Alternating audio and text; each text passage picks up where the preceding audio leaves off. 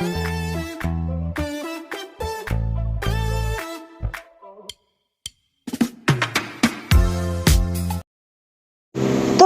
lumipad nga patungong New York si Jericho Rosales para sa MIFF, Manila International Film Festival dahil nakatakdang mag-promote at dumalo sa screening ng kanyang pelikulang Quezon para sa MIFF sa TCL Chinese Theater sa Hollywood, Los Angeles.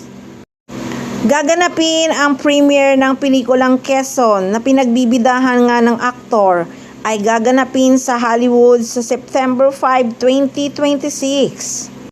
Magkakaroon din ng post-screening Q&A kasama ang aktor para sa mga manunood ng pelikula. Pero marami pa ring mga fans ang nagtatanong kung totoo ngang nasa Los Angeles si Janine Gutierrez dahil wala nga raw patunay na nasa USA ang aktres. Wala rin namang nabalitaan na may dadaluhang event ang aktres sa USA. Ako guys, wala rin naman akong patunay na nasa USA Los Angeles nga ang aktres.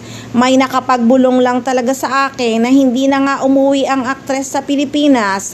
Dumiretso ito sa US kasama ang handler niya na team ni Echo. At sorry din para sa naging vlog ko kahapon na ang nasabi ko na ang handler ni Janine Gutierrez ay si Ray Lanyada. Nakalimutan ko talaga na nasa team na pala siya ni Echo. At may nabasa din ako na nagpapatunay na nasa USA nga si Janine Gutierrez.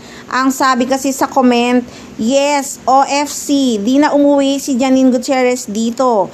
Diretsyo na sila sa US with her handler from Team Echo.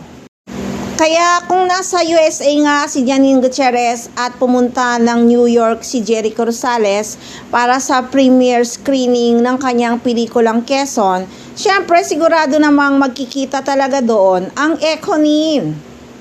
So kung wala talagang event na dadaluhan si Janine Gutierrez sa Los Angeles, sinadya talaga nila ng team ni Echo na pumunta ng USA dahil lilipad nga papuntang New York si Jericho Rosales. So nakaplano na doon nila ise-celebrate ang kanilang second year anniversary.